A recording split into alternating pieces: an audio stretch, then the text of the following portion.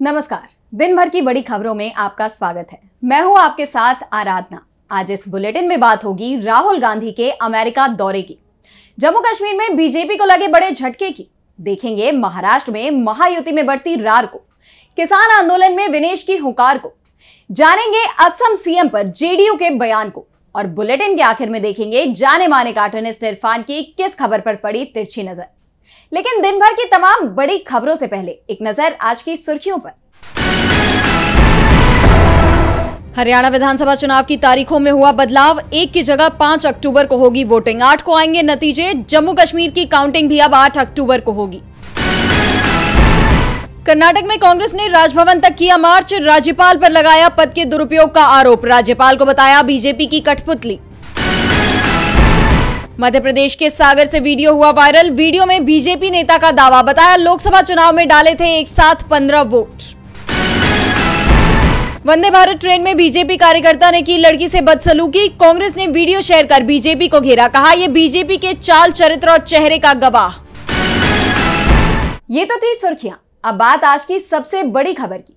कांग्रेस सांसद राहुल गांधी अमेरिका दौरे पर जाने वाले हैं और अब राहुल गांधी के अमेरिका दौरे का पूरा कार्यक्रम सामने आ गया है।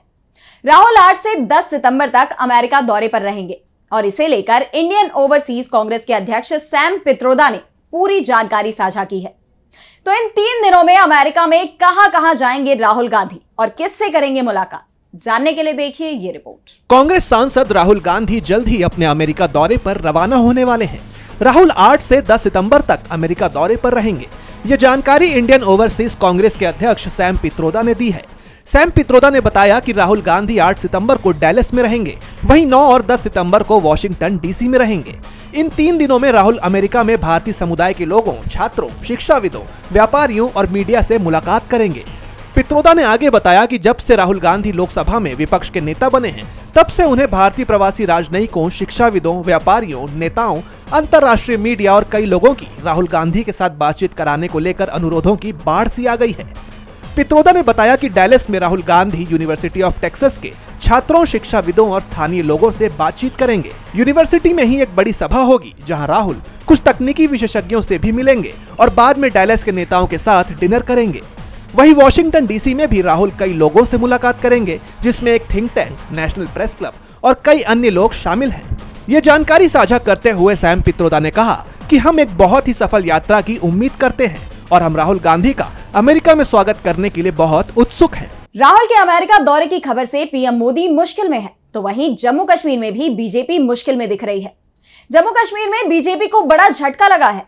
बीजेपी में बड़ी टूट के आसार नजर आ रहे हैं, जिससे बीजेपी टेंशन में नजर आ रही है। देखिए ये रिपोर्ट। जम्मू कश्मीर की सियासत में उफान आया हुआ है। टिकट बंटवारे को लेकर बीजेपी कार्यकर्ताओं में नाराजगी बढ़ती जा रही है। एक बार फिर बीजेपी नेताओं ने पार्टी आला कमान के खिलाफ मोर्चा खोल दिया है। कार्यकर्ता हाथ में बैनर, पोस्टर लेकर सड़कों पर उतर आए हैं। प्रदर्शन करने वाले बीजेपी कार्यकर्ताओं के हाथों में हम क्या चाहते हैं लोकल प्रत्याशी लिखी हुई तख्तियां दिखाई दे रही हैं। पार्टी कार्यकर्ताओं का आरोप है कि बीजेपी बाहरी प्रत्याशियों को टिकट दे रही है और इस प्रदर्शन के दौरान हाईकमान से नाराज कार्यकर्ताओं ने बाहरी प्रत्याशी नहीं चलेगा के नारे लगाए। वहीं इस नाराजगी के चलते 2 वरिष्ठ नेताओं ने पार्टी को अलविदा भी कह दिया है। बीजेपी नेता और वकील चंद्रमोहन शर्मा और सांबा के जिला बीजेपी अध्यक्ष कश्मीरा सिंह ने पार्टी से इस्तीफा दे दिया है। दोनों ही नेता पार्टी के साथ लंबे वक्त से जुड़े हुए थे। मोहन शर्मा ने तो बीजेपी आला कमान को चेतावनी देते हुए कहा कि यहां डेरा डाले पार्टी नेताओं के लिए इस मामले में फैसला लेने का समय आ गया है। उन्होंने निर्दलीय चुनाव लड़ने की बात कही है। दरअसल बीजेपी ने चुनाव के लिए 44 उम्मीदवारों की सूची जारी की थी, लेकिन थोड़ी ही देर बाद उसे वापस ले लिया गया और 15 उम्मीदवारों की नई सूची जारी की गई, जिसके बाद से पार्टी कार्यकर्ताओं में नाराजगी है और मौजूदा हालातों को देखते हुए बीजेपी बड़े संकट में नजर आ रही है। अगर ये ऐसा ही चलता रहा तो पार्टी पूरी तरह से बिखर सकती है। जम्मू कश्मीर में बीजेपी में टूट की खबर सामने आ रही है, तो वहीं महाराष्ट्र में भी महायुति में दरार बढ़ती जा रही है। विपक्ष तो पहले से ही दावे कर रहा था कि विधानसभा चुनाव से पहले महायुति गठबंधन टूट जाएगा और अब महायुति इन दावों पर मुहर लगाती भी दिखाई दे रही है। बीजेपी नेता ने बड़ा बयान दिया है, जिसने सियासी हलचल तेज कर दी है। देखिए इस रिपोर्ट को।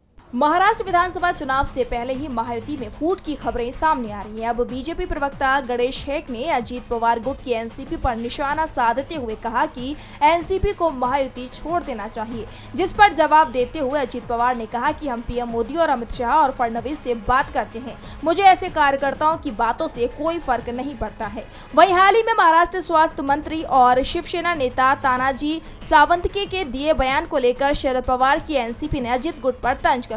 एनसीपी एसपी के प्रवक्ता क्लाइड कैस्ट्रो ने कहा कि अब समय आ गया है कि जब भाजपा धीरे धीरे अजीत पवार की पार्टी को गठबंधन से बाहर निकाल देगी।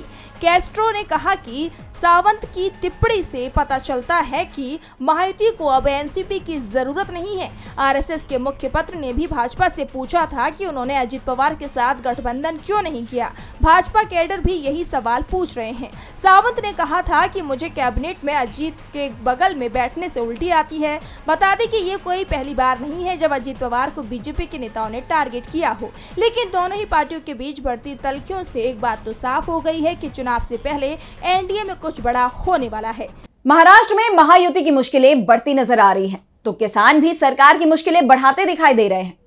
किसान आंदोलन के 200 दिन पूरे हो गए हैं। इस मौके पर किसानों ने शंभू और खनौरी बॉर्डर पर एक कार्यक्रम का आयोजन किया, जिसमें विनेश फोगाट भी शामिल हुए। इस दौरान विनेश को सम्मानित किया गया। इस मौके पर विनेश फोगाट ने बड़ा बयान दिया, जिसके बाद से हलचल तेज है। देखिए ये रिपोर्ट। लंबे वक्त से शंभू बॉर्डर पर चल रहे किसान आंदोलन को 31 अगस्त को 200 दिन पूरे हो गए हैं। इस मौके पर शंभू और खनौरी बॉर्डर पर हरियाणा, पंजाब और दूसरे राज्यों से किसान पहुंचे। किसानों ने बड़ी संख्या में जमा होकर महापंचायत की। किसानों के इस कार्यक्रम में महिला पहलवान विनेश फोगाट भी शामिल हुई, जहां किसान नेताओं ने उनको माला पहनाकर सम्मानित किया। इस दौरान विनेश ने कहा, आज किसानों को यहाँ बैठे 200 दिन हो गए, लेकिन जोश पहले दिन जैसा ही है। आपकी बेटी आपके साथ है। मेरा देश पीड़ित है, किसान परेशान है। किसान देश को चलाते हैं, उनके मुद्दों का समाधान होना चाहिए। मैं सरकार को कहती हूँ कि देश के लोग हक की आवाज उठाते हैं, तो हर बार ये पॉलिटिकल नहीं होता। इसे किसी धर्म से नहीं जोड़ना चाहिए। मैं सरकार से आग्रह करती हूँ कि उन्हें सुनना चाहिए। उन्होंने पिछली बार अपनी गलती स्वीकार की थी, उन्हें अपने वादे पूरे करने चाहिए। इसे हल करना सरकार की पहली प्राथमिकता होनी चाहिए। कांग्रेस के विधानसभा चुनाव में टिकट दिए जाने के सवाल पर विनेश ने कहा कि मुझे नहीं पता पॉलिटिक्स का, खेलों के बारे में पूछोगे तो मैं बता सकती हूँ, लेकिन यहाँ पर किसान हैं, अगर वो नाराज हैं तो उसका असर खिलाड़ियों पर भी होता है। जब कोई आंदोलन चलता है तो उम्मीद टूटने लगती है, क्योंकि हम खुद ऐसी जगह से निकले हैं। जब हम दिल्ली में बैठे थे तो हमारा भी हौसला ऐसा होता था कि पता नहीं कब मानेंगे, लेकिन यहाँ हौसला देखकर लग रहा है कि पहला ही दिन है। हाँ, अगर लोग इस तरह सड़कों पर बैठे रहेंगे तो देश आगे नहीं बढ़ेगा, जिसके बाद से मोदी सरकार दबाव में दिखाई दे रही है। विनेश के बयान से बीजेपी दबाव में दिखाई दे रही है, तो वहीं जेडीयू भी अब असम के सीएम शर्मा पर दबाव बनाता नजर आ रहा है।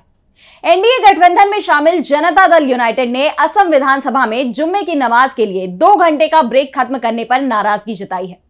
पार्टी के नेता ने असम सरकार के फैसले की आलोचना की है, तो क्या कुछ कहा उन्होंने, देखिए इस रिपोर्ट में। असम विधानसभा में मुस्लिमों को शुक्रवार के दिन नमाज के लिए दिए जाने वाले 2 घंटे के ब्रेक को खत्म कर दिया गया। इसके बाद देश में सियासत तेज हो गई है और अब इस मामले में जहां विपक्ष असम के मुख्यमंत्री हिमंता बिस्वा पर सवाल उठा रहे हैं, तो वहीं अब एनडीए के सहयोगी दल जेडीयू नेता नीरज कुमार असम विधानसभा में जुम्मे की नमाज के लिए 2 घंटे का ब्रेक खत्म करने पर नाराजगी जता रहे हैं।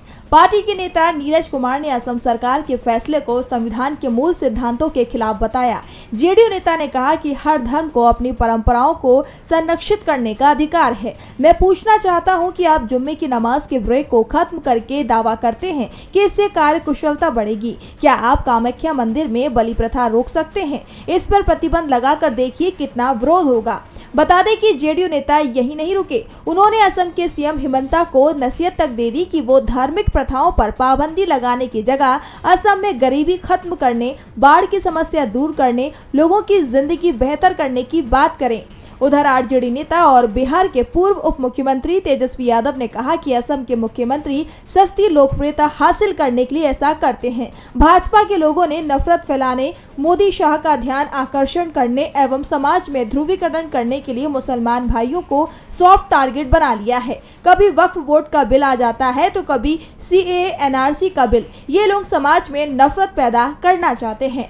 असम की NDA सरकार के फैसले से उसके ही सहयोगी नाराज है, तो वहीं महिलाओं से जुड़े अपराध को लेकर सरकार विपक्ष के निशाने पर आ गई है। पीएम मोदी ने दिल्ली के भारत मंडपम में जिला अदालतों की नेशनल कॉन्फ्रेंस का उद्घाटन किया। इस दौरान बार काउंसिल ऑफ इंडिया के अध्यक्ष कपिल सिब्बल ने संकेतों में मोदी सरकार पर तीखा हमला किया। तो क्या कुछ कहा सिब्बल ने, देखिए इस रिपोर्ट में। जिला अदालतों के नेशनल कॉन्फ्रेंस में बार काउंसिल ऑफ इंडिया के अध्यक्ष कपिल सिब्बल ने जेल में बंद कैदियों को लेकर तीखा तंज कसा। सिब्बल ने कहा कि हमारे ट्रायल कोर्ट, जिला और सत्र न्यायालय को बिना किसी डर के न्याय देने के लिए सशक्त बनाने की जरूरत है। न्यायपालिका में यह विश्वास पैदा किया जाना चाहिए कि उनके फैसले उनके खिलाफ नहीं होंगे। वो न्याय प्रणाली की रीढ़ की हड्डी हैं।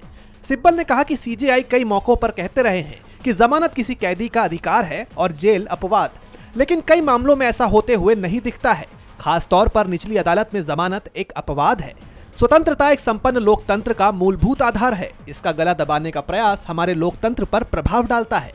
संकेत दिल्ली के CM अरविंद केजरीवाल को लेकर था। दरअसल जिस तरह से मोदी सरकार में विपक्षी दलों के नेताओं को गिरफ्तार किया गया और उन्हें जमानत मिलने से रोकने के लिए बार बार सप्लीमेंट्री चार्जशीट दायर की गई, उसे लेकर सिब्बल ने PM और CJI के सामने मोदी सरकार पर करारा तंज कसा है। कपिल सिब्बल ने पीएम मोदी की नीतियों पर सवाल खड़े कर दिए हैं, जिससे पीएम मोदी मुश्किल में आ गए हैं।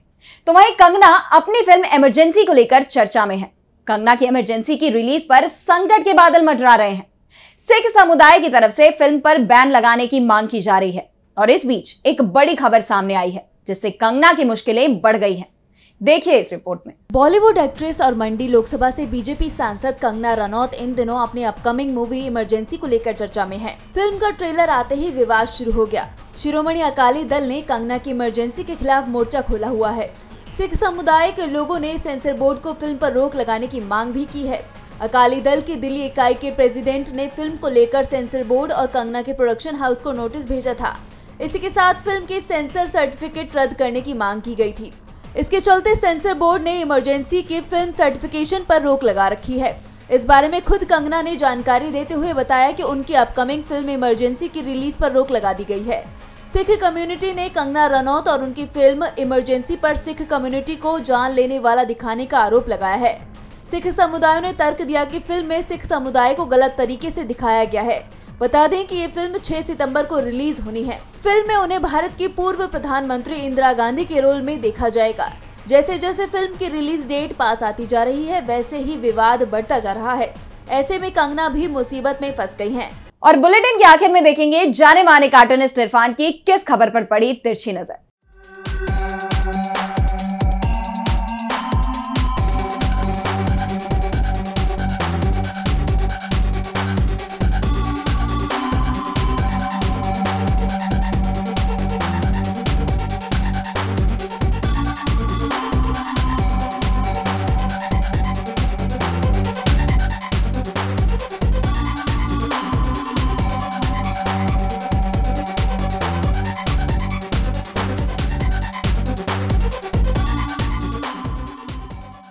मोदी की रामलीला के पात्र हनुमान आजकल कुछ कंफ्यूज हो रहे हैं। वो अपने होने का एहसास कराने के लिए कोई ना कोई डायलॉग बोलते रहते हैं। उनके बारे में आ रही अटकलों के बारे में मशहूर शायर जनाब वसीम बरेलवी साहब का एक शेर याद आता है, रात तो वक्त की पाबंद है ढल जाएगी, रात तो वक्त की पाबंद है ढल जाएगी, देखना ये है चरागों का सफ़र कितना है।